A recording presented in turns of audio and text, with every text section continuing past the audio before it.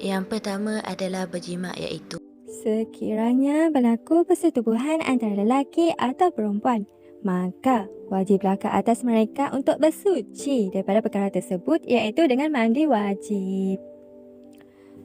Ianya berbeza daripada hal yang berlaku ke atas wanita, iaitu mereka meletakkan ubat di faraj mereka atau ke atas kapas dengan ubat dan dilipat atas nasihat doktor, atau kerana percubaan atau untuk melihat sama ada ianya keluar haid ataupun tidak. Hal itu tidak memerlukan untuk mandi wajib, tetapi ia membatalkan wuduk ketika kapas tersebut dikeluarkan dari faraj. Yang kedua adalah apabila keluar air mani, iaitu apabila seseorang lelaki atau perempuan yang keluar air mani dalam keadaan dia tidur, iaitu mimpi atau terjaga disebabkan perkara tertentu. Dalil yang mewajibkan untuk mandi wajib adalah daripada riwayat Bukhari yang bermaksud, Ummu Sulaim telah berdatang bertemu Rasulullah lalu berkata, sesungguhnya Allah tidak malu untuk kebenaran. Adakah seseorang perempuan perlu mandi wajib apabila dia bermimpi? Maka Rasulullah menjawab, ya, sekiranya dia melihat air, iaitu mendapati keluarnya mani. Kemudian tanda-tanda air mani. Yang pertama iaitu air yang memancut, seperti firman Allah dan surah At-Tariq ayat yang ke-6, dia iaitu insan diciptakan daripada air yang dipancutkan ke dalam rahim. Yang kedua iaitu air yang keluar kerana keseronokan.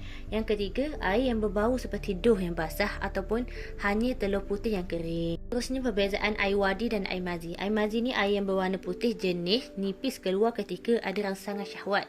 Air wadi pula air yang berwarna putih pekat, keluar selepas membuang air kecil ataupun apabila mengangkat benda yang berat. Kedua-dua air ini tidak perlu mandi wajib apabila ia keluar, tapi ianya adalah najis dan perlu dibersihkan untuk solat. Kemudian haid. Apa itu haid? Haid adalah darah semula jadi yang keluar daripada pangkal rahim wanita yang telah baligh dalam keadaan sihat pada waktu tertentu.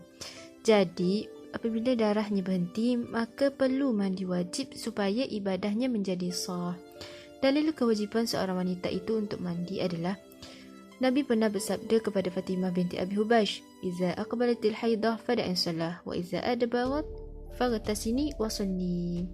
Seterusnya, apabila matinya seorang Muslim, maka hendaklah dia dimandikan dan dikafankan.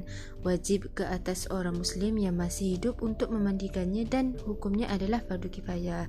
Kiranya bila seorang Muslim itu sudah melaksanakannya atau memandikannya, maka gugurlah kewajiban bagi umat Islam yang lain. Dalil yang menunjukkan untuk mandi ke atas jenazah adalah semasa zaman Nabi SAW, bila mana matinya seorang yang dalam berkeadaan ihram kerana ditimpa haiwan peliharaannya, Nabi bersabda, "Irsiluhu bima'in wa sidrin." Maksudnya mandikan dia dengan air dan daun bidara. Adapun orang yang mati syahid dan kandungan yang belum zahir bentuk tubuhnya, maka tidak perlulah memandikan mereka. Nifas.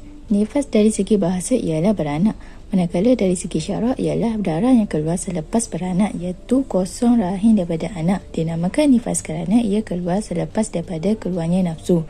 Tempoh nifas ialah 1 detik. Kadang-kadang nifas ini berpanjangan beberapa hari, iaitu 40 hari atau 60 hari.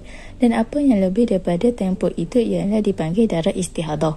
Winada. Apakah itu winada? Winada ialah darah yang keluar ketika melahirkan anak, termasuklah keguguran walaupun hanya segumpal daging atau darah. Ianya kerana anak itu asalnya daripada air mani lelaki dan perempuan. Kemudiannya, terdapat sesetengah masyarakat sering bertanya apakah hukum perempuan yang beranak tetapi tidak keluar darah yang mengiringi anak tersebut. Maka, hukumnya ialah perempuan tersebut perlu mandi winada dan selepas mandi winada, perempuan tersebut hendaklah mengerjakan solat fardu seperti biasa. Cara mandi wajib terbahagi kepada 2. Cara yang wajib dan cara yang sunat. Cara yang wajib terdiri daripada 2 perkara. Yang pertama, niat ketika mula membasuh tubuh. Berdasarkan hadis Nabi SAW yang berbunyi, sesungguhnya segala amalan itu dengan niat. Dan yang kedua, meratakan air ke seluruh tubuh badan yang zahir, termasuklah ke bahagian dalam rambut dan pangkalnya. Manakala cara yang disunatkan terdiri daripada 7 perkara. Yang pertama, membasuh kedua tangan di luar daripada bekas air, kemudian membasuh kemaluan dengan tangan kiri serta kotoran di badan dengan menggunakan alat pembersih. Yang kedua, berwuduk dengan sempurna tetapi tidak mengapa sekiranya melewatkan membasuh kaki ketika akhir mandi. Seterusnya, menyelati rambut dengan air, kemudian basuh kepala 3 kali. Yang keempat, mendahulukan bahagian kanan terlebih dahulu dan diikuti bahagian kiri. Yang kelima, menggosok tubuh dan berturut-turut dalam membasuh anggota badan. Seterusnya, membasuh bahagian yang berlipat dengan teliti seperti lipatan-lipatan perut, ketiak, di bahagian pusat dan di bahagian telinga. Dan yang terakhir, membasuh sebanyak 3 kali sebagai kias kepada wuduk.